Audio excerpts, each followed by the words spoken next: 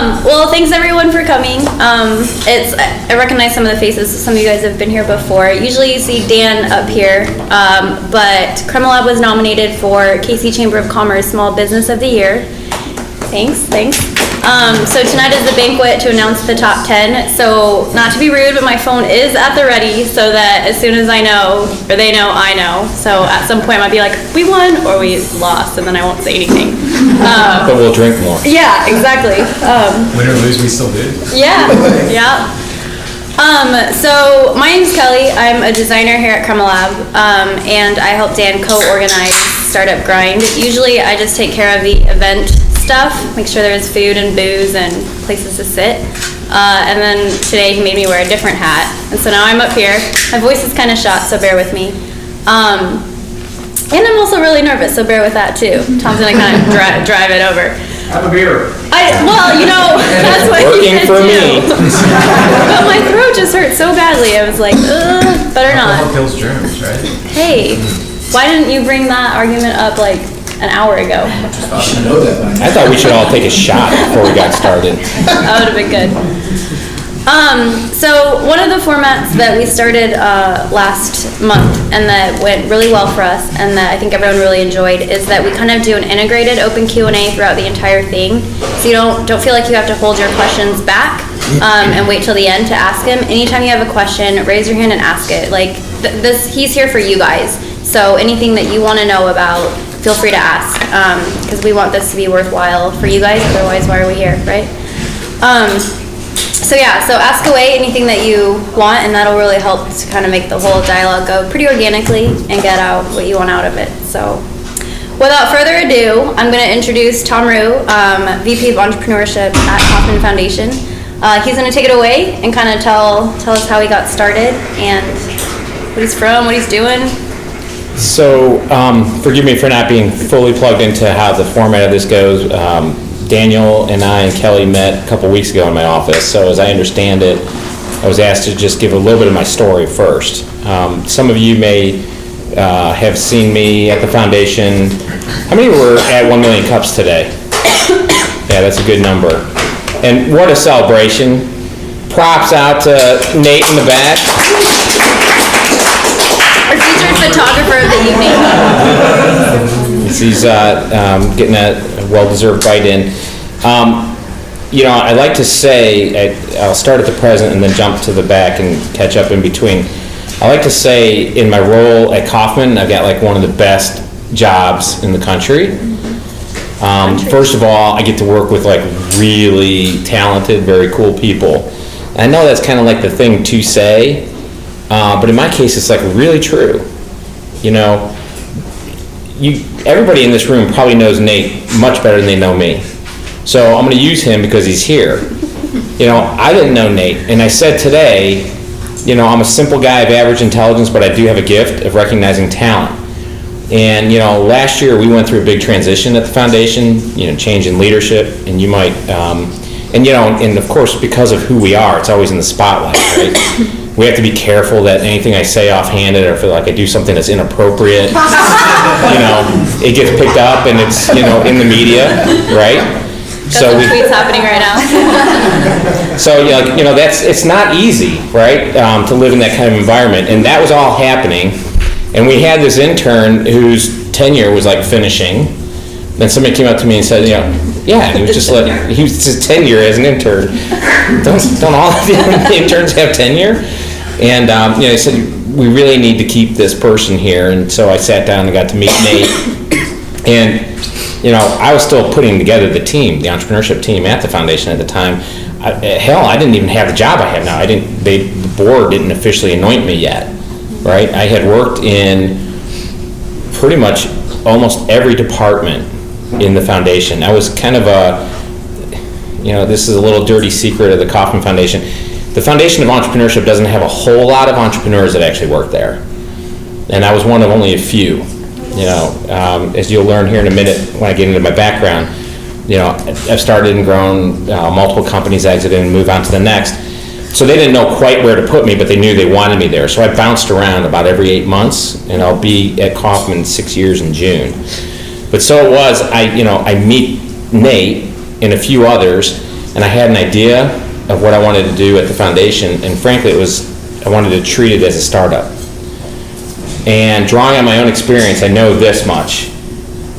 The right attitude, the right person, the right talent profile, don't worry about job description, don't worry about like where's the exact fit. The right people will fit into your organization. The talent, the attitude, the personality, you can't plan to that. So if you find that in someone, snag it and bring it in the fold. And so, he hadn't even envisioned 1 million cups yet. We didn't even know what a portfolio was going to be for him. But I knew there was talent and the right, mold, personality, so we did that.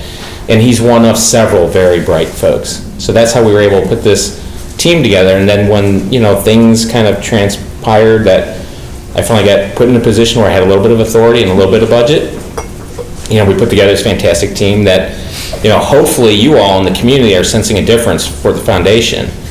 You're seeing, a much more of an active engagement, hopefully a catalyzing, effect. And that's the power of people. That's the power of having the right team in place. If you have the right team, and I learned this many, many years ago, it's hard to believe, but about 60 pounds ago, and 25 years ago, I actually fit in the cockpit of a jet. And when I was in the Air Force, I had a general once tell me, if you don't worry about who gets the credit, you'll be able to accomplish anything. And I've got a team of selfless people who don't worry about who gets the credit. We focus on mission and we execute. Now that's something I brought to the foundation that's helped us have this impact. How I got there is not quite as easy or of a shorter pause story. for a second. Do you find it difficult at all to treat it as a startup underneath this umbrella of something that, is clearly not a startup? So talk Sure. a little bit about like that battle of kind of trying to fight the overarching. Sure. That's an insightful question, Kelly, because NGOs, foundations, nonprofits aren't exactly considered in that category of startup, innovation in that space. We had, you can look at it as glass half empty or half full. I choose to look at it half full. The half full part was we had kind of no real history of active community engagement, so the field was pretty open. We had run, some big programs for sure, but they were very selective, and they were sourced nationally and internationally. Like our Kauffman Global Scholars Program, for example, only last year did we start admitting American students to the program. And that was kind of an epiphany of like, well, if they're global scholars, the United States is part of the globe, I think. And cohorts that we ran through Kauffman Labs, likewise, they were very selective, postdoc fellows or some other variation. We did it a little differently. We put the team together and we said, all right, the first thing we have to do is a culture thing.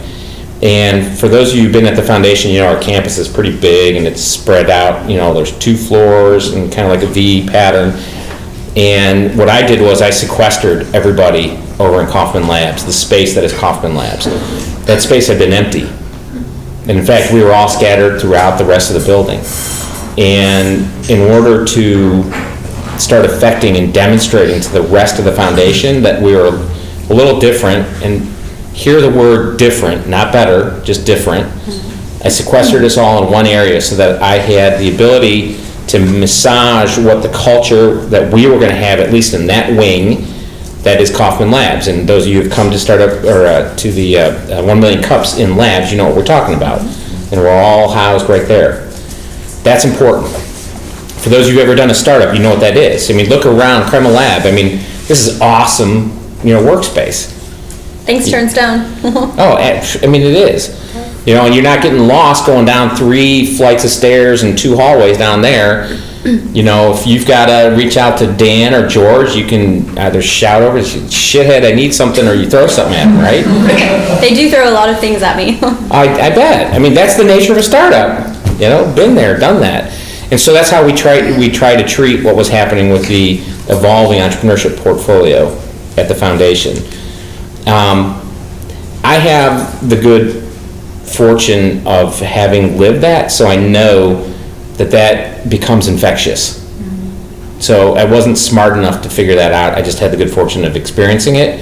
So I knew if we started leading by example, others would become believers and they'd start following. That's a big part of what the success of 1 Million Cups was. It didn't start as a public-facing thing. It started as we wanted to infect this culture with the rest of the foundation. So it was an internal thing. And it was the first 12 that you keep hearing about that came to the very first one. Those were 12 employees / associates at the foundation. It wasn't until a couple of weeks that we figured out this is a really good resource for the entrepreneurs we're featuring, and it would be a good learning device that we should open it. I remember the first time I Broadly. went, it was actual cups, no or disposable ones. Right. They were teetering and clinking, and yeah. Teetering and clinkering because there was probably like 40 at the time, right? Yeah. You can't do that when you have 275. I don't even know. Did we get an official count for today? Did I miss that? 265. 265. Yeah, that's not bad. Damn Skippy, as I said today. I don't know where that came from. It's probably jet lag. So, I'm sorry, I'm off No, subject, not at but- all. Have you seen that culture start to infect other pieces of Kauffman? Oh, absolutely. I mean, everybody at Kauffman, from the folks that are in human resources, finance, facilities, IT, everybody supports us. I mean, we get the fun of being in the front, but the reality of it is there's no way we could do the things we do without, 20 people that sweat the details behind the scene. And if they weren't, you would have a much lesser of an experience, right? And that impacts the success, the ultimate adoption and the success of it. So I think we're doing that. We have new, permanent leadership now. So a lot of things are clearing up, and we're executing. Cool. So I sort of stopped you. Do you want to go kind of rewind and talk about how you got there? So, yeah, I'll rewind. It's kind of an eclectic resume. A lot of people, and it's weird because I'm living this right now. I've got 3 kids, 18, 17, and 14. And so I'm at that life stage where you start sweating college and matriculation and things like that. My son, who's 18, brilliant kid, and that's just not me boasting, it's just he is brilliant. Perfect ACT, SAT, he's like 5th in a class of 700. Still not good enough, though, to get admitted to Stanford or Berkeley. Like, what the do you need for that? But he did get into places like University of Michigan. And it was funny, because I asked him at the time, I said, why'd you pick all the schools that you applied to? I was never this smart at this age. He says to me, he's like, well, let's face it, Dad, I'm not going to graduate because my startup is going to require me to quit and go full-time between my sophomore and junior year. So I need a school that's going to have, decent IP, and selection of co-founders that have a certain intellectual benchmark they have to get into. So in his mind, if you could get into UMich, Stanford, Berkeley, then you probably have a baseline IQ that he found acceptable. And then a network, of alumni or otherwise that supports from a capital network. So, and I'm going to probably need to go raise money. For me, that decision was, what school is my girlfriend going to? Some B-level state school? Go BG Falcons.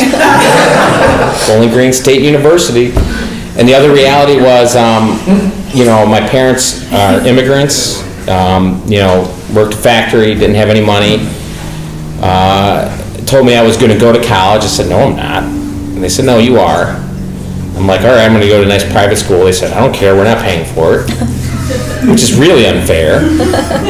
So then I had to figure it out, and I started applying, scholarships, and found this thing called, ROTC.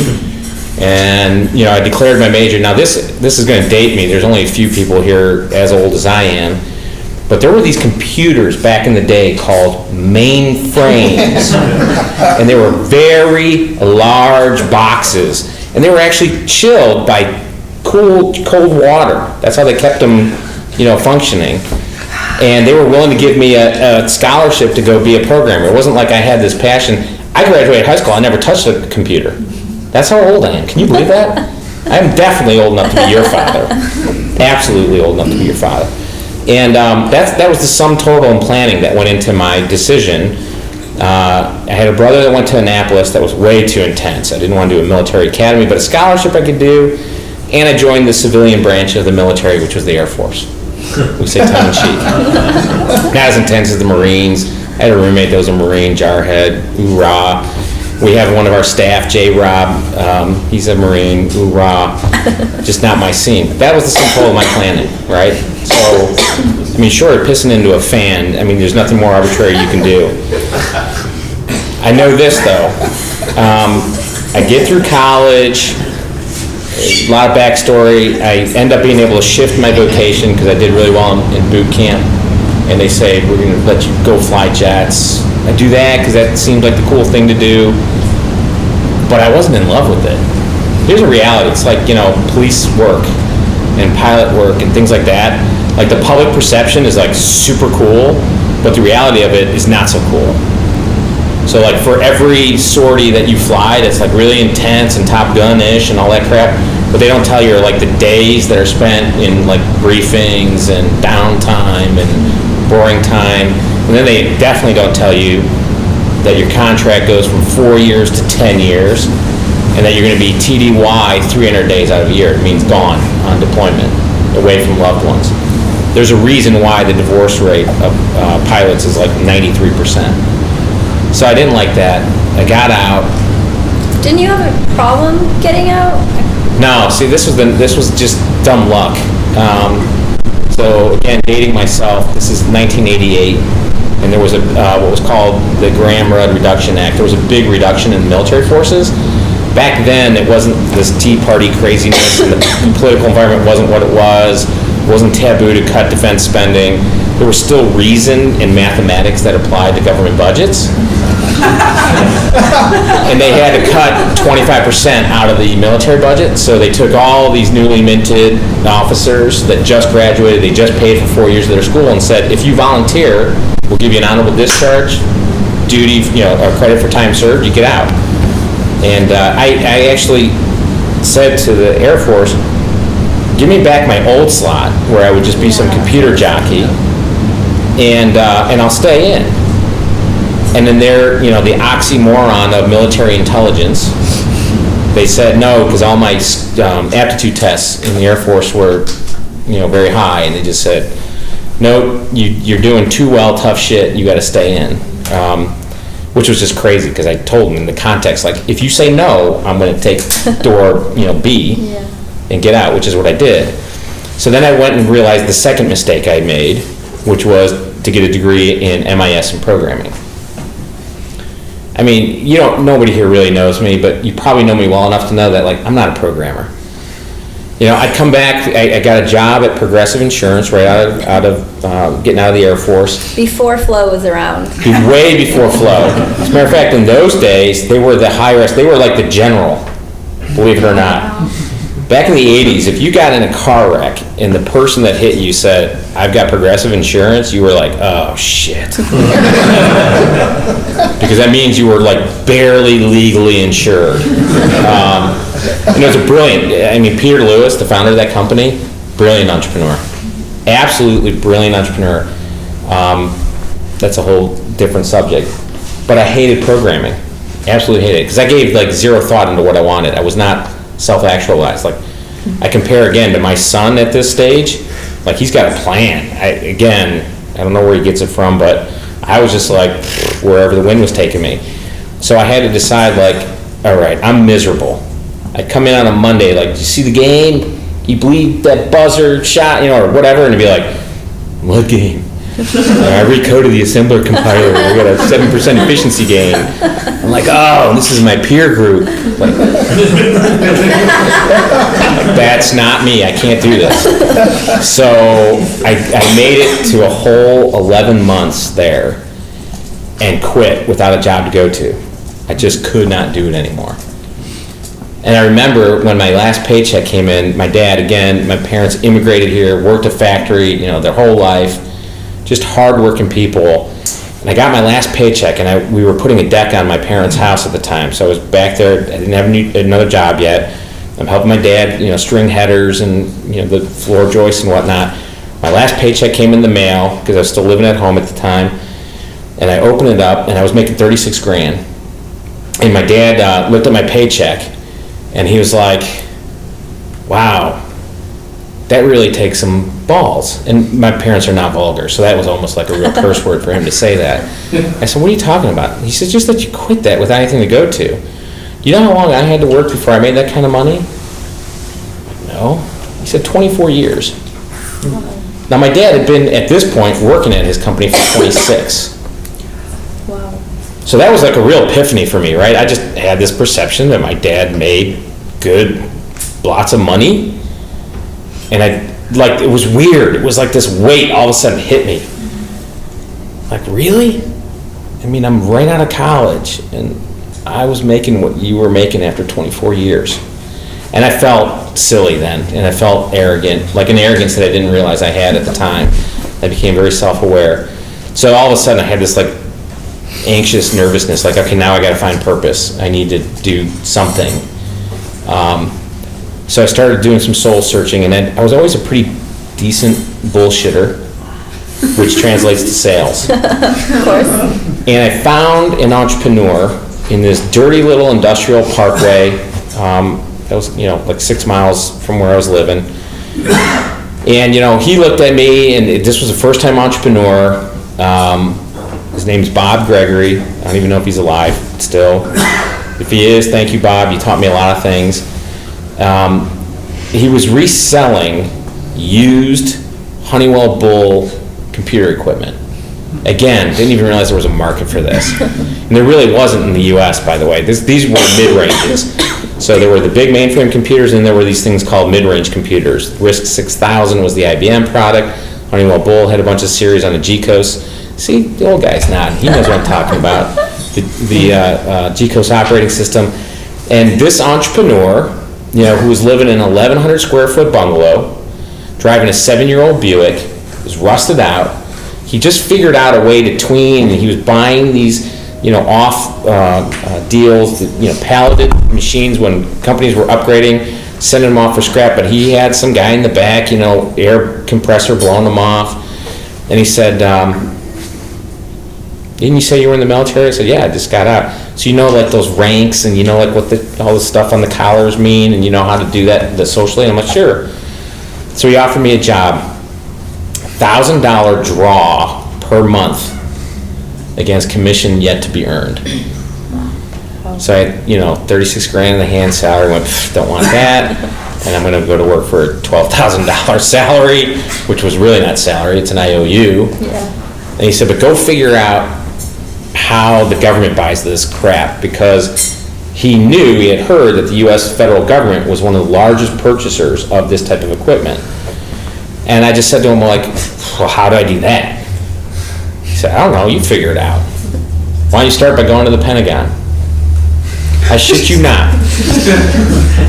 So I'm like, okay, I was stupid enough to do that. Go to DC, I go to the South Gate, I walk up, and I'm like, hi, can I talk to somebody? And they're like, freak? Do you have an appointment or anything? I'm like, no, but I read a regulation that says you have an ombudsman office. And they're like, oh, damn it, you invoked the right word. It's like, I guess if I was a pirate and said parlay, right? You got to give me free passage. So they're like, go to that phone. I go pick up the phone. I get the guy that's in the ombudsman office, and he says, sure, we're happy to meet with you, blah, blah, blah. How's, 2 weeks from next Thursday? I said, well, I'm kind of thinking like now. He's like, what do you mean like now? I said, I'm at the South Gate. And now he's clearly annoyed. And he's like, hand the phone back to the guard. So I hand it back to he wants to talk to you. So he takes it, okay. Hangs up, he's like, give me your ID, fill out all the stuff, you slap a tag on me, they call up a guard, and it's an escort ID, and they pick me up. And I walk in, I'm like, yo, what's up, thanks. So he sits down, and this guy's very polite to me, and spends an hour explaining to me how government procurement works, which was very cool. I didn't know, right? So I just went out and started doing due diligence. And he gave me lots of great advice, and took feverish notes, and I paid attention. I thanked him profusely. Then we were done, just a little side diversion. He was like, all right, and he says goodbye at his office door, and he cuts me loose. Has anybody here been in the Pentagon? At the time it was built, it was the largest building in the world. I don't know if it still has that title or not. Like, you need a Segway, moped, and a GPS. So I just started meandering through the halls of the Pentagon. And I found some buying Central Command offices in the Pentagon, and I walked into one and, like, hi, is there an ombudsman here? And they're like, well, we have a centralized ombudsman office. Oh, yes, of course you do. I'm sorry, I misspoke. I'm like faking my way through. And the Army had an office in there, and I found out that there was a centralized electronics buying command for the Army. It was called CCOM. And this woman was nice enough. She gave me all this information and said, but you really need to go to New Jersey, where we're headquartered, because that's where all the centralized purchasing decisions get made. I'm like, thanks. She gives me all the information I need to know, and then looks at my badge and says, you have an escort required badge. How did you get here? I'm like, oh, I'm sorry, my escort just dropped me off at the door. They said I should talk to you, which was complete horseshit, of course. And she said, well, let's make sure you don't get lost. So she called, and the guard showed up, and I was like, come here, buddy, and they showed me out. And that's how I started. So I go back to Cleveland, I report back to Bob, I'm like, yeah, I'm figuring this all out. 9 months later, we were doing the company was doing about $500,000 in sales at that time per year. He had 5 sales guys just dialing for dollars. They were doing about $500,000. Margins were good, about 35 to 40% gross margins. In 9 months, I secured his first government contract. It was $3.6 million on a gross margin of almost 70%, which was more than the entire rest of the company was doing at a much fatter margin. Like, I used to wonder how the government buys $900 toilet seats. I now know how they do that. I was part of that problem, and it's wonderful. You just had to figure out how to sell to the government. But when I saw what happened, right, put it in context, I'm 23, 24? Basically what I saw is I saw Bob go from being this struggling, white-knuckle, holding on by the fingernails entrepreneur to all of a sudden, realizing this shift in locus of control. Now I'm connecting with this idea that, he's controlling his destiny by being an entrepreneur. Yeah. And I was screwed from that point on. I mean, not only that, based upon my commission plan, the commission on that deal was over $100,000, which, considering I was just getting married at the time, was pretty cool. It did not suck.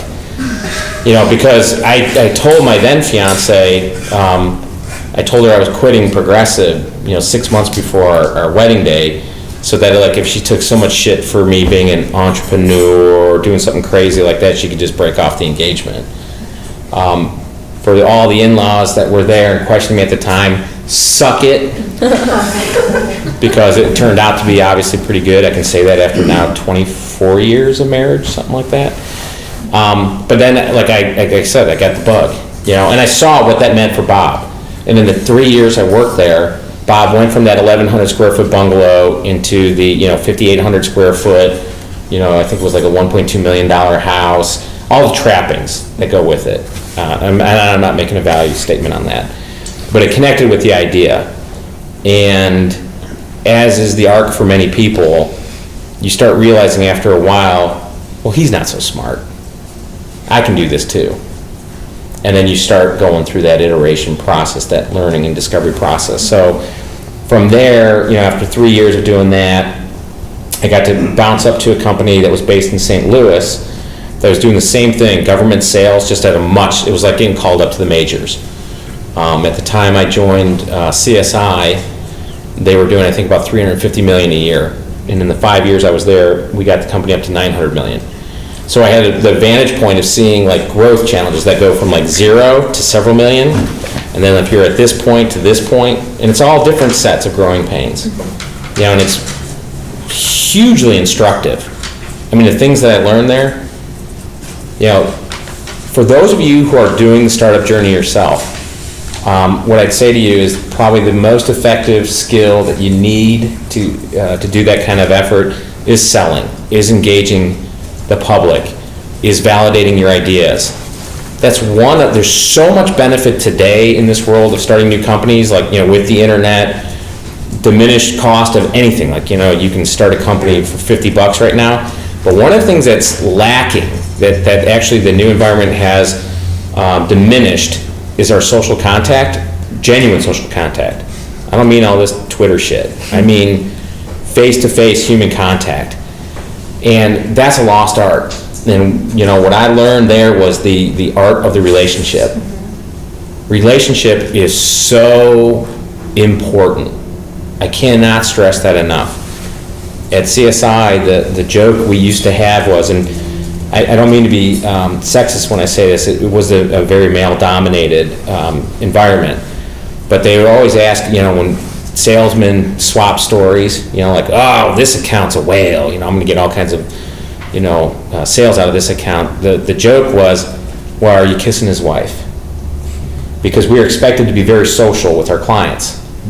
And they wanted you to have the rapport with your client such that when you and your spouse took your client and his spouse out to dinner, there was enough of a rapport that you'd kiss his wife and he would kiss your wife in the very appropriate ways. But that was the context. And if you got the personal relationship to that point, you were making a lot of money in that account because you had a trust relationship. And I learned that. And I had clients where at some point you could become just brutally honest with them and say, listen, I have got to make money on this. I'm providing a service to you. I'll put it out there. Here's my costs. Here's what I'd like to make on it. I know you've got to negotiate against me. That's your job. But, you two are selling goods and services to make a profit. So, let's negotiate that out. Oh, that makes it so much easier. And it's good for everybody. It's the proverbial win-win-win-win-win. So how does that lost art translate into now, where it isn't necessarily that you're taking clients to dinner, but that it's almost this quick fire kind of thing? I think that the now, kind of the interpersonal skills in relationship now is, we have a sacred task at the Kauffman Foundation. It's not our money. It's Mr. K's money, okay? He earned that money taking risk, building an awesome culture that built an awesome company that afforded him what he deserved to do, and namely have his intent done. So I look at what we do as a privilege to execute on his intent, which means I have to use every talent I have in assessing partners that we do grants with. The missions change. I'm not trying to sell a product, but I need to know who we are going to partner with are worthy of the challenge that Mr. K has given us. And if we weren't good, and if we don't invest in the time, some people have, and I want to make this point clear because I don't get this opportunity to say this very often. Some people are confused with nonprofits and with foundations. They have a perception that it's somehow public money. And they should just have access to it, and it should be bestowed upon them.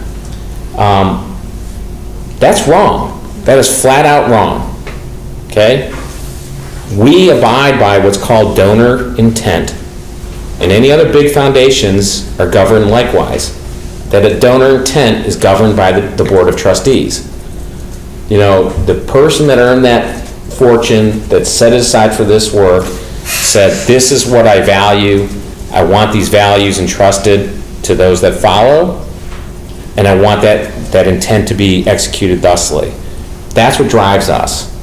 And Mr. K, for anybody that knows his history, has read his biographies, understands the commitment he had to the community, knows that he was also very shrewd, very smart. You don't build Marion Labs by not being shrewd and smart and careful. So we have to treat it like that, and we have to act like that, and that's why I have to have a great team. And that's why we have to be sometimes risk offense. It's tricky business because we operate in the field of public awareness, and if you're going to be true to the mission, that means sometimes risking the offense, because everybody that asks you for money believes they're entitled. I guarantee you that. they absolutely in their core believe they're entitled to it if they're asking you for it. The truth of the matter is very few, deserve it. And that's a tricky business. And when you're saying no a lot, you offend people, but I don't care. I work for a guy that's entombed with his wife about 100 yards from where I go to work every day. And as long as I feel like I'm doing what he would want me to do, I can get up and feel good about what I'm doing every day.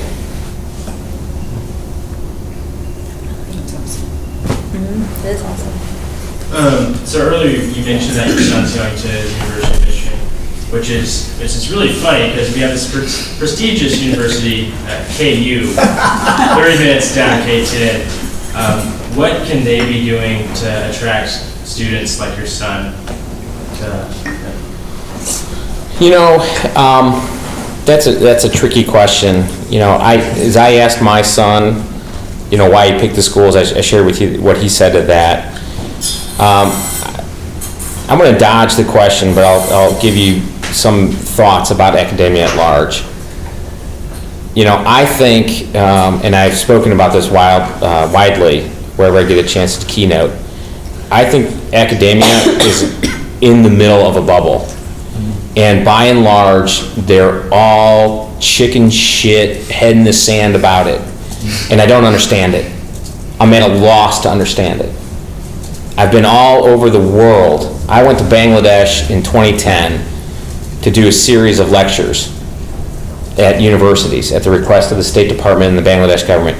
It was packed, standing room only, interest in entrepreneurship. These places are connecting with this uniquely American phenomenon of entrepreneurship. And buddy, I gotta tell you, if they figure it out with like near zero cost of goods sold, raw materials that they are, lax work environments, non-union work, we're screwed. We have become complacent and lazy in this country. And I think universities and academia are the worst offenders in that space in the economy right now. They're being disintermediated right now, and they're largely like bovines standing in a field. And every once in a while, some dude, some ninja with a machete is coming by and lopping the head off of one of them. And instead of them scattering, they're standing there with blood pooling around their feet going, wow, check that out. And I don't, and I'm not saying this of KU, by the way. I gotta be official when I say that. Although I have heard if you can fog a mirror, you can get admitted to KU. I don't know if that's true or not.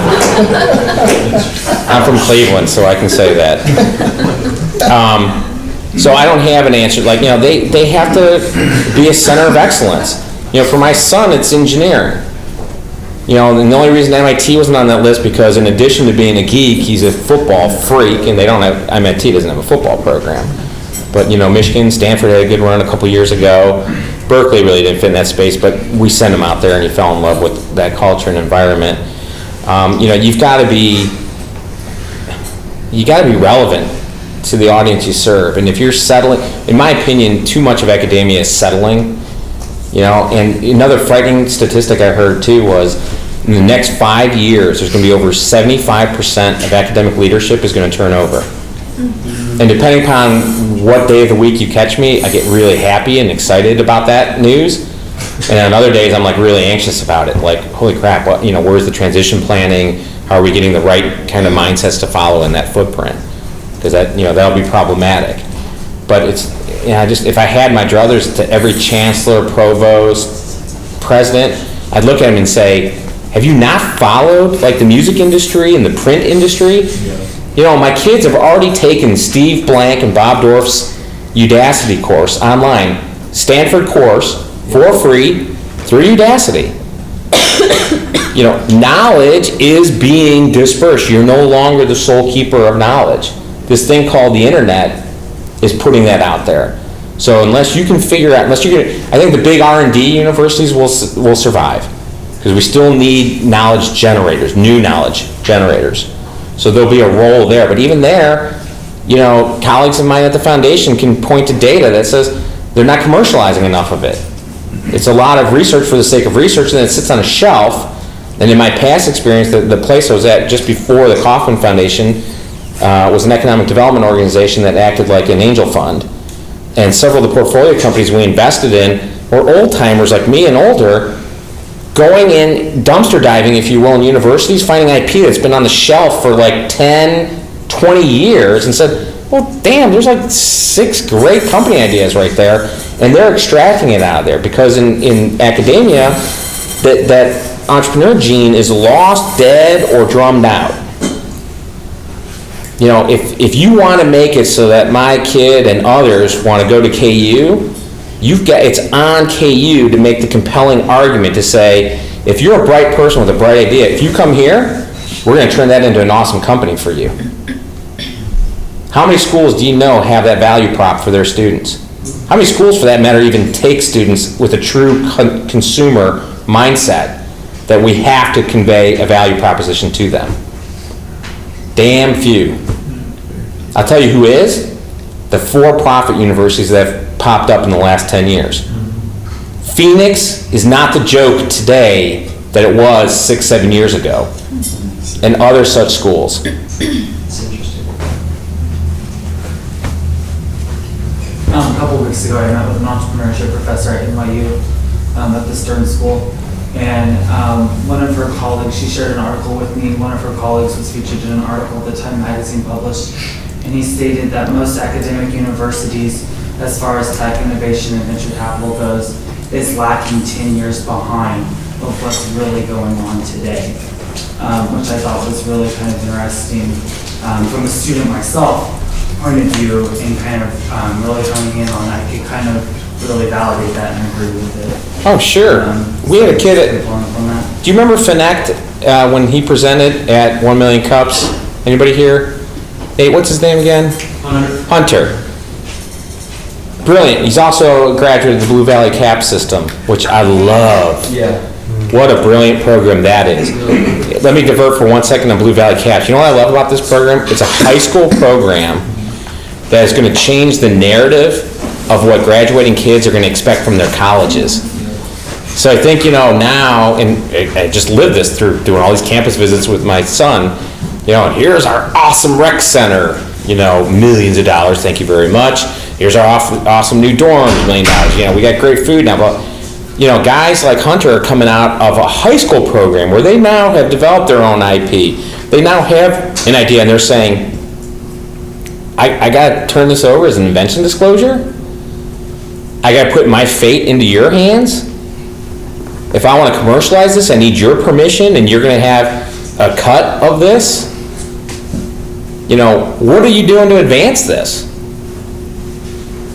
They're changing the dynamic of what the questions are going to be asked.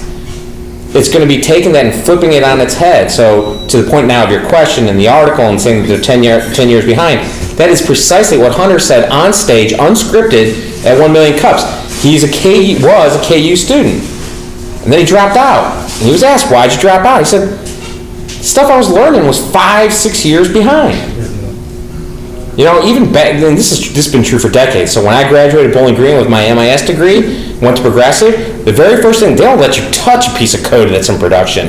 The very first thing they did was put you through a 4-month remedial coding program, boot camp.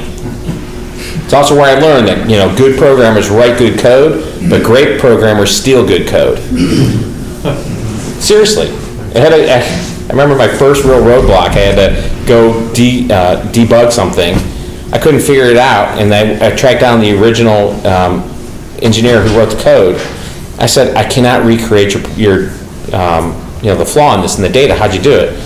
They said, well, I'm taking advantage of something that happens naturally in the assembler compiler. Back then, in assembler, you actually had to set up the memory workspace, and at a certain point, it would truncate. Like, who in the hell would know that, right? But he intentionally coded it that way. And I asked him why, because I was such a naive little wet nose, right? Like, Bernie, why would you do that? He's like, oh, son, that's called job security. Seriously. That's how stupid you are when you're coming out, right, of school. You don't know what you don't know. But that was a reality. And then again, this is what Hunter was saying. It's like, I don't need to know anymore something that's 5 years old. I can go watch a Khan Academy video, for God's sake. be proficient in Ruby or something, you know, by the time I graduate high school. I mean, my son's doing DBA work and he's writing, you know, HTML5, and he's not even, well, he's got a programming class in high school, but a lot of it's, he's, you know, teaching himself online. So the schools have to fight to be relevant. So kind of given that, when it comes to startups, what would you say are the most effective and efficient steps to take, given the current environment, business environment? Towards starting a company or steps to? Towards starting. You know, that's a big, hairy question. But we're all friends here. You know, the first thing I would say is, and I've made big mistakes in my own arc. And I'm trying to avoid that, so use somebody else's. As you should, okay? Because I wasn't smart enough to do that. The first thing I would tell you with the benefit of hindsight is you need to do a brutal self-assessment. Know thyself. And I mean genuinely know thyself. That's a real tough thing to do. It really is. I've gotten better at it with age. When I was younger, it was really hard because that means sometimes admitting things that are not flattering about yourself. But if you can't do that, you venture forth on false assumptions. If you have blind spots in certain analytical ways or assumptions that you make about yourself or the way you interpret the world, you're already starting on a false premise, and then that can have a cascading effect that spirals out. So it's like, if I want to measure, you know, this looking like about a 1x6, right? Which is probably about 5.5 inches actually, it's misnamed. If I'm going from 1 inch and I'm off by 10 degrees, you know, the variance isn't a whole lot. If I'm off by that same 10 degrees, by the time I get to 6 inches out, I'm off probably a 1/2 inch. If I'm off by that same 10 degrees, by the time I get 3 feet down, I'm off by 1/2 foot. Follow me? Yeah. It amplifies. So you need to understand that before you venture forth under all these false assumptions or questionable assumptions or based upon a self-assessment where you want to think, you know, it's kind of like, I saw this funny card that says, may your life on Facebook be as close to reality as possible. Right? Because we all project, or I'm paraphrasing, but like, we all project one, you know, like, who here posts, you know, the fat side shot, right? I got my 3 chins, my belly's out. I'm even yelling at Prentice, our guy with the camera, like, dude, get in front of me, angle up, down slightly, right? You know, we gotta hide all this shit. You know, that's a big, big thing. If you can start at that point, the thing that's much better today than, you know, 20 years ago when I was venturing forth for the first time is now there's tons of resources to help you with that. So how do you do market validation? You know, do not get caught up in your own do loop. You know, like, well, and I know it sounds a little bit cliched, but like I have to have my minimally viable product like perfect before I go out there. This society, as electronically cocooned as we now are, has people absolutely in fear of talking and having actual human contact. It amazes me. You know, I get to go on all my travels, I like just be intentionally obnoxious and shove a hand in there. I was giving you credit for retweeting me, and I was hugely like, oh, I got that wrong because you're blonde and she's blonde, oh well. You know what, that could have turned out very embarrassing, but tomorrow the sun's gonna come up, I'm gonna go to work, who gives a shit, right? Like, that's becoming more and more, you know, of the exception than the rule. You know, risk putting yourself out there. It's amazing what people will open up and share with you. You know, most of my epiphanies, breakthroughs in my arc of my career came when I took big chances and came when I least expected it. And you have to put yourself there to be open to that in the first place. And if you don't, you know, people think serendipity happens serendipitously. It doesn't. You have to first put yourself in a position where serendipity can find you. You can't do it if you're cloistered, sheltered, and hunkered down. You said that you fell down a few times. This concept of it being okay to fail or failing forward, honestly, is something new to me, like within the last few weeks. How did you deal with that, and what would you say to entrepreneurs that have that fear hanging over them of failure? You know, a big part of that for me was, and you can always ask somebody like myself and talk like this, and they can be pretty light about it because it's after the fact, right? I'll tell you one of my coldest, darkest times. You know, we were starting another company, didn't plan it this way. It just so happened, I was part of a venture-backed debacle, an absolute horrific poster child of the dot-bomb era. They pissed through $160 million in venture capital, everything imploded. In 2001, I was called the Angel of Death because I was one of the last standing managers, and they sent me all around the country, and I was laying off people. I had to lay off 240 people that year. Hated my life. It just was terrible. And again, we didn't plan it this way, but we knew everything was imploding. So I had this notion for a new company, and it took 5 employees at the time that were still left. And we thought, well, it's a matter of time before this whole thing implodes, and why don't we go off and start this agency called Optium. So, follow along. We knew death, the final, they were going to pull the plug on it all, and we're all going to go.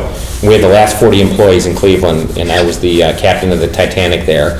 And corporate headquarters was in McLean, Virginia, about 5 miles from the Pentagon. And on September 10th, I got a phone call from HQ. Party's over. We're killing everything. Tomorrow, you gotta go into work, you gotta lay off everybody, including yourself. Oh, your severance contract, we have no intention on honoring it. All the warrants you have aren't worth the paper they're written on. Have a nice day. So I show up on 9/11 to my office. I'm on the phone with corporate headquarters. I have a speaker box on, and they're like, "What? Huh? Tom, we have to call you back. We're being bombed." Click. Sit in my office, like, what the hell is that all about? You know, I'm like pissed. I've got all these separation agreements. I have COBRA, paperwork I have to make sure people get, like so that they don't have to lose health care immediately, right? We're being bombed. What does that even mean? All I was thinking at the time was, based upon the conversation I had the night before, well, screw you, and I'm going to take these 5 employees, and we're going to go build an awesome company. I get up, I walk out of my office, nobody's at their desk. Where the hell is everybody? I walk into our kitchen area, and everybody's there, and, the first tower had fallen, and smoke, and everybody's watching. I'm like, we all had the same self-awareness, like, we just witnessed thousands of people, died. I go back to my office and I get somebody, and by the way, the McLean office is 5 minutes from the Pentagon. Oh, and the Pennsylvania airplane is flying in Cleveland airspace. It was seen with fighter planes, U.S. fighter planes, chasing it. And they're evacuating downtown Cleveland. And I get somebody, I'm like, please tell me we can do this tomorrow. They're evacuating downtown, and they're like, sucks to be you. Do it now. So I'm like, fuck you. Get in the room. Today's the day. In hindsight, it was, it made it actually easier, if this makes sense. Because everybody just realized, the massive loss of life, they lost their job that day, right? Everybody kind of intuited that the world was changing. Now, what I could have never planned for as an entrepreneur was what was going to happen in the aftermath of 9/11, especially if you were starting a marketing agency, because nobody spent money advertising post 9/11. Everybody was paralyzed with fear to be seen as insensitive. Well, most people were. I had one client that was not. And so if you had to pick probably the worst time to launch a creative agency, it would have been on 9/11, which is in essence what we did. So I was still committed to the purpose. I was committed to the idea. more importantly, I was committed to the 5 people that agreed to follow my vision with me. And that's a heavy burden you take. I mean, if you're a decent human being, it's a heavy burden you take. If you're not, then you don't give a shit. I'm not built that way. So first couple months, you scramble and you get your first curveball right out of the gate, like nobody's buying. And the low point for me was, I'm sitting there looking at it saying, well, I cannot let my employees not make a payday. And I'm so proud of the fact that they never missed a payday. I can't say the same for myself. And when you're explaining to your wife why you're taking a check from your home equity line of credit to make your house payment, that's a hard swallow. Because it's just debt on debt. It's terrible. Your financial planners would tell you you don't want to do that. And that made me take a real hard, I felt like a failure. And I didn't know how we were going to make the next payroll. That first probably 14, 15 months, I can't tell you how many times I was sweating, sitting in the lobby. One of we had 2 big Fortune brands we were able to sell, Moen Faucets and Sherwin-Williams Paint Company. And I cannot tell you how many times I was sitting in their lobby. I'm the president of the agency, and I'm doing collection calls. And I'm sitting down there saying, like, in the lobby, calling up to the, procurement office, calling up to my client saying, you liked all the work we did for you, yes? Yes, we loved it. Great. It's 64 days on my ARR. I need a check. I got to go back to the office with a check right now, or I'm not covering payroll. And you feel embarrassed, and you feel small. Oh, that makes you feel so small. It is such a shitty feeling because, they're in a big company. They're like, who gives a shit? We're floating 90 days, we float 120 days. But cash flow kills you in a startup. You can be profitable on paper and be out of business tomorrow if you can't live through cash flow, right? And, you feel like a big fat loser. I've had to make that call. I bet you have. I mean, anybody that's been in this space has, right? In my case, all I could do is what I knew and what I fell back on, and that is sell, sell, sell, sell, sell. Press the flesh. Have the contact. Don't rely on it in other channels. I can't tell you how many people I knew that would do these big mail drops and flyers and dimensional mailers, and we're going to have this outbound, marketing plan, and they put so much energy because they could do it in the comfort of the office amongst the friends and the employees and feel good about it, and then everything would go out, right? You go take it to the post office and you drop it all off, and then you sit back and wait. And you feel so proud. You feel like you actually accomplished something. You didn't accomplish anything. We sold. I'll jump forward by like 14 months. The one thing, the fallout after post 9/11 in boutique agencies that happened, a lot of them failed. A lot of them went under, right? So for the ones that were sound and had money, you went on a buying spree. So 15, 16, 17 months in, we were healthy enough that we started acquiring. And I know this is going to sound like I'm bragging a little bit, but I'm proud of this story.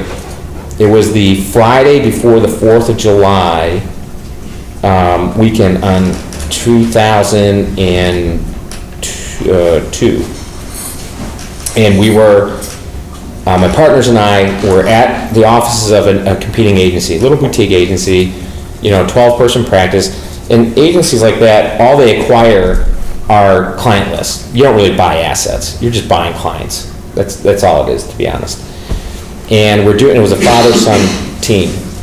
And it was like 2:30 in the afternoon, and we weren't done with the due diligence yet. But I had to go because we had to go pitch a new client. Things Remembered. They have those out here? Yeah, the engraver. I know what they're. Okay, yeah, the engravers. You need a flask, you need a groomsman gift or a bridesmaid gift or whatever. And, we were going to go pitch them. They happened to be headquartered in Cleveland. And the son, who was probably about 40 at the time, we jumped up, we excused ourselves. I took my team with me. My partners remained to keep the due diligence. He's like, going out and doing a sales call Friday before the 4th of July weekend? Come on, that's crazy. We should be heading to the bar. And I just stopped in the doorway and I looked at him and I said, yeah, that's what we do. And that's why we're here buying your company and not the other way around. That's awesome. You know, that's the difference. You know, some people just aren't willing to put it in. And I go back to the, know thyself. If that's not how you're wired, don't set yourself up for failure. Because you are. If you put yourself out there like that and you just know that about yourself, and I'm not making a value statement there, it's not a bad thing. I have people come to me and say, especially in my Kauffman capacity, I could never be a founder, I could never do a startup. I'm like, that's fine. The fact that you have that awareness is a good thing. Maybe you're in a support role. I've had people, they're bugging me now, Nate, plug your ears, they're bugging me now, like, enough with this nonprofit shit, get back into the game. Because they followed me through multiple companies. They don't want to be the one in the lead seat. They don't want to sweat the payroll. But they want to be part of an awesome team that's doing something with purpose. And if you can find a place for yourself, a role, that's awesome. If you discover that you're better as part of something else, something bigger, that's great too. You said something a little... No, go ahead. Well, I just want to remember, you're next. You said something a little earlier about Kauffman not having a bunch of entrepreneurs in the foundation per se. How do you view that in kind of the grand scheme of things? Thank you for pointing out the indelicate question I probably shouldn't have shared. Well, sorry. It was a misperception I had when I got recruited in. I just assumed the Foundation of Entrepreneurship had a lot of entrepreneurs. And then I realized, though, it's not as much of an abomination as it might appear, because we don't do, at the time, we certainly didn't do direct assistance, direct investment programs. We're still not an accelerator or an incubator. One of the most valuable things that we do, and in my humble opinion, is simply elevate the awareness of entrepreneurship, the impact that it has on the economy, the research that we do. Nobody else in the world is doing that. So that if we want to have policy-related debates and discussions, we can do it factually based. I could say to policymakers, like, it's really cool if you just do things that support entrepreneurs more. But if we don't know why should they even listen to us, right? The fact that I have data that's neither red nor blue, it's all officially purple, that says, well, you want to do it because, in fact, startups, companies less than 5 years old, are generating all the net new job growth in the country. Aha, that's an actionable data point, right? That's something now that I can say, if you sit up there in your stump speech so that you can get sent back to DC, we want jobs, because they all say it, right? Well, then what are you doing to make that happen? There's so much activity, billions of dollars being spent in workforce development activities, policy-related matters. There's no evidence that helps. So why are we doing that? Why do we tolerate the siphoning of billions of dollars? There's so many false narratives that are going on in DC. It's the ultimate sausage making when you go there. And trust me, I've been there long enough that I was doing work under Bush, and I've been doing work under Obama now. It's not a red or blue endemic problem. It's sausage making. And so a lot of what we do is to add value to the discussion that's factually based. So you don't need entrepreneurs to do that per se. Now, the last year and a half, I would argue we're making a big pivot to have much more of a direct impact. And we also wanted to have more programmatic spending that will have direct impact on entrepreneurship. And I've brought more entrepreneurs in to our team now. So, I have a vantage point. Every program I look to fund and invest in and have the team work on, I look at it from my historical perspective and say, would this have brought value to me? There was no 1 million cups when I was starting. I'll tell you, it was so lonely. I mean lonely. There's few things, maybe being like a weather station at the North Pole will make you feel as isolated. But again, when you are writing that mortgage check from your HELOC account, embarrassed that you can't tell your wife that you're doing that. I did a personal guarantee of a multi-million-dollar line of credit, didn't tell my wife for 4 months, and I would have gotten away with it, except for the fact that the bank had failed to have me sign one of 1,700 documents, and they sent the packet to the house for a signature. And I'm working, I had long since already forgotten it. I mean, I was stressed out of my mind the day that me and the partners went in to sign it all. But you know, shit, that was 4 months ago. And then I get this call from my wife in the office like, is there something you forgot to tell me? I'm like, that's ancient history. I'm like, I have no idea, babe, what's up? There's a packet here from Money to Bank. I was like, oh, right, about that. Question? Yeah, back at the beginning, you talked about the job, that first job where the entrepreneur, he had a good idea, he was making a business. You clearly had a talent, you were looking for a place to apply it. And when the two of you got together, it was like magic happened, because the business exploded. He probably wouldn't have been that successful if he kept plugging along with what he was doing. You may or may not have been. I imagine you would have found another guy like him and been successful at that. But can you talk in your experience and your observations a little about the I don't know what the right word for it is, other than the magic that happens when you get the right people together. How the teamwork aspect of creating something really successful versus trying to do it yourself. There's 2 points to that, and I could use I can use that experience as an example to make 2 points. First of all, there was luck involved, right? There was this point that I gotten of complete frustration in wanting to look at and see something different. So if our 2 paths didn't cross at that time, but there's also a cautionary tale there. Because, you know, we had this fortuitous connection, but I'm a young buck and I'm stupid, and Bob starts getting greedy. So as I start bringing in, you know, more and more money, I'm starting to feel entitled to a bigger slice, a percentage of the total, and having an overblown sense of my own self-worth. That conflicted with his sense after a while of like, well, I set this all up, I took all this risk, I'm entitled to all this money. I became so obnoxious that Bob came to me one day and he said, I want you to go take this Dale Carnegie course. I'm like, what? He said, I want you to take this Dale Carnegie course. It's on public speaking and interpersonal relationships. I'm like, screw you, I don't want to do that. He's like, that's my point. He says, so let me reframe the statement. You are going to go take this course or I have to fire you, because you're like almost to the point of being unlivable with. This is how silly and arrogant and cocksure I was at the time. I said, all right, I'm going to do this. Well, how much does this class cost? And he's like, it was like $5,000. I don't know, how many, is Dale Carnegie even still around? Like, do people do that? Like in the 80s, late 80s, early 90s, it was like $5,000. I said, all right, I'll tell you what, I'm going to do this. But I'm going to get the #1 ranking in that class. And if I do, you're going to pay me a bonus of twice the cost. And if I get anything less than #1, I'll reimburse you the cost of the course. I got the #1 ranking. And that was the end of our relationship.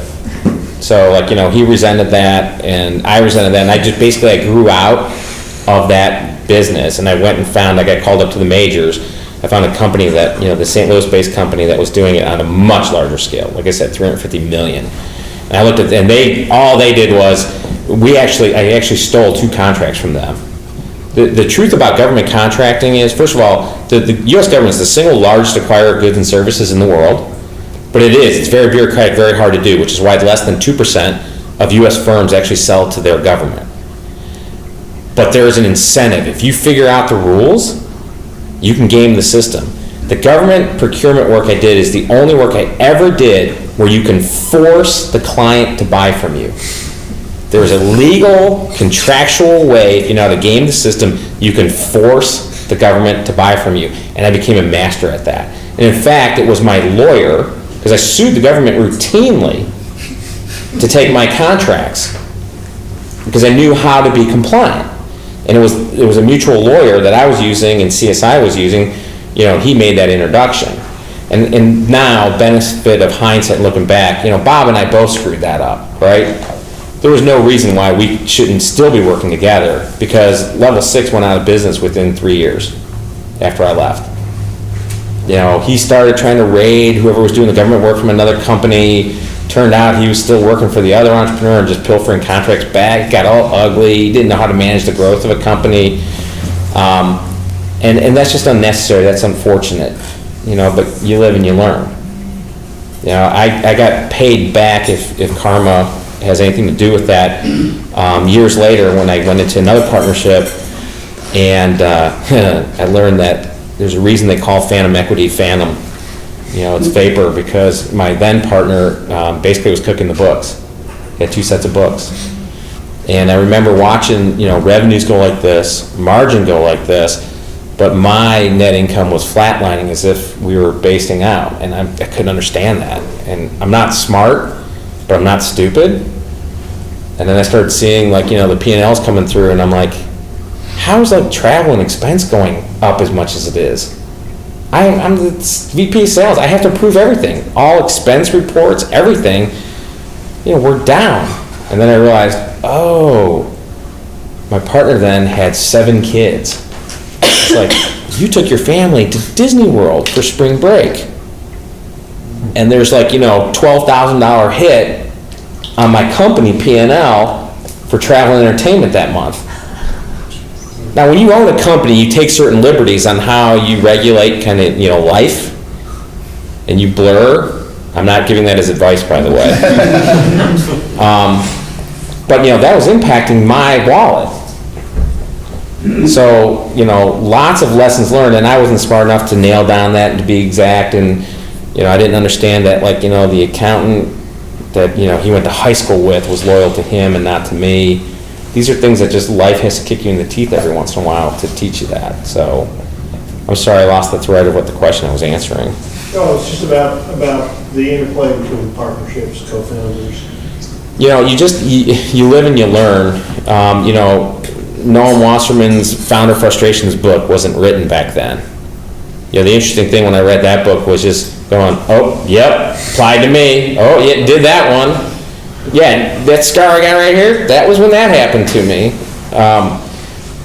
Now you can shorten that learning curve dramatically, because just about any one of those topics you can read a blog post, a warning story, a white paper on something that can help you avoid it and make you a lot smarter about it.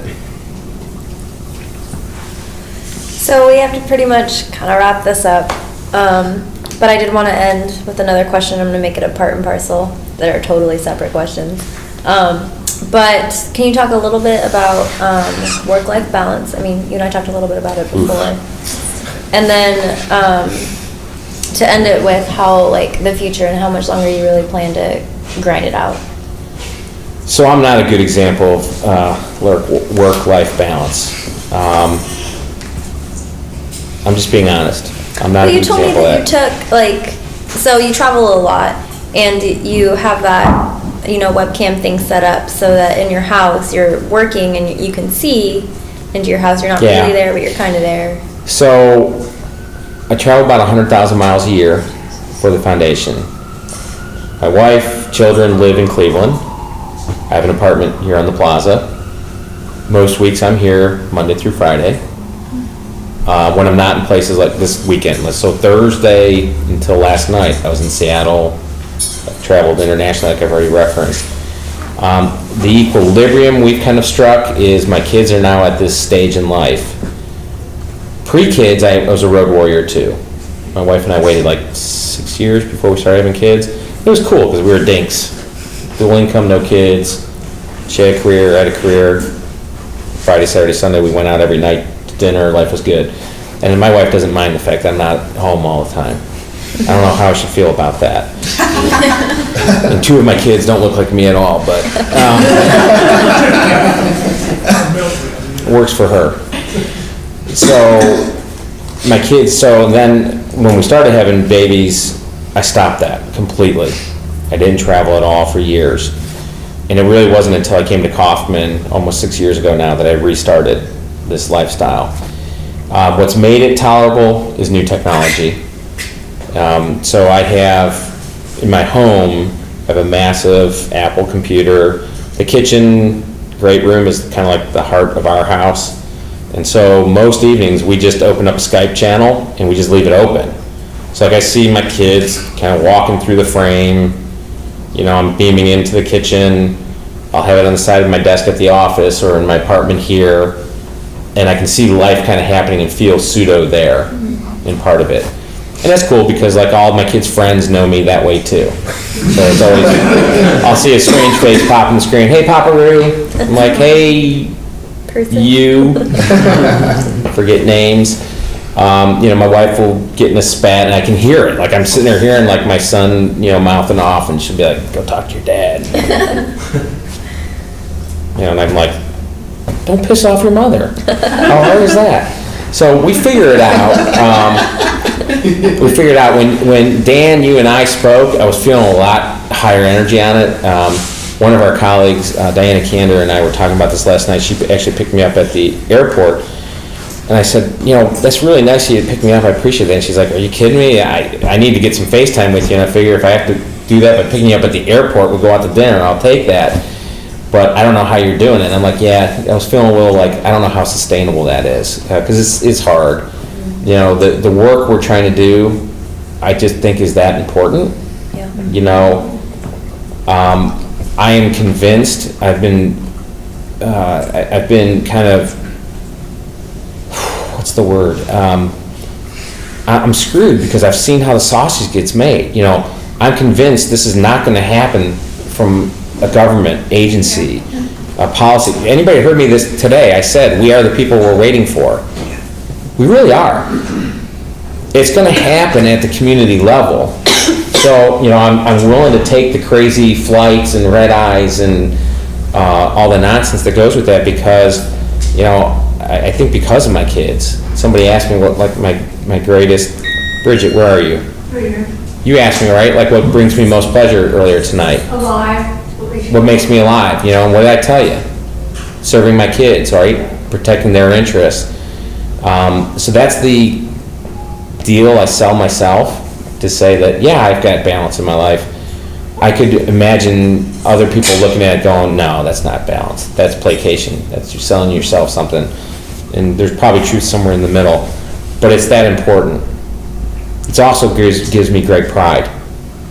You know, this is the one gig, and I tell you, my last company, one of the things I had this weird proclivity. So even though I was the president of the agency and I had salespeople, I was still always the number one salesperson. I always secured the most. You do not get caught in this fallacy that you're going to have some sales stud that's going to go off and do this for your company. That is fallacy. Hey guys, did you get a text? No. So we're drinking, we're mourning, we're not partying? We're partying. Awesome. But not, but just a party for the sake of it. All right. I was wondering, I heard the ding and I was like, no one came through that door. But sneaky. Don't delude yourself. You know, you're going to have to be the salesperson. But the little thing I really enjoy doing is from the early days of Optium all the way to the time I left, I'd go on a call and I'd come back and it'd be like, 3:15 in the afternoon. And we had a dedicated parking lot. Our office was at that time in what was called the East Bank of the Flats. Anybody that's kind of my age knew that Cleveland had this like super crazy party district called the Flats. It was right on the river. And so you had to have your own kind of segregated parking. And I would sit in the parking lot and I'd notice the number of cars that would start growing. Because behind every car was an employee, behind every employee was mortgages getting paid, food being bought, kids going to school. And I loved it. That was like so personally gratifying. Now at Kauffman, with this team that I have, I get to feel like I'm helping do that on a global scale, right? If we get this right, there are lots more cars and lots more parking lots around the country filling up. So that's why I make that deal with myself. How sustainable, how much longer, I don't know, till I get fired. You never know. It's crazy when you're young, at least I'll speak for myself, ambiguity is a much harder thing to grapple with, I think, when you're younger. You just want answers. You want to know things. You know, I toy with some of my staff because I know certain ones not named are sitting here now. You know, probably like to see a little more direction from me from time to time. But what they don't know that I know is they're like wicked bright. And I know that if I let them figure it out, it'll be a better solution that they own than if I feed it to them and tell them exactly what I want. And if we figure that out for entrepreneurs in general on a global scale, we're going to do the one thing that I ask all of my staff to embrace if they want to be on my team. Just one simple thing. Agree with me that all we want to do is change the world. How hard does that have to be? Well, thank you. Right?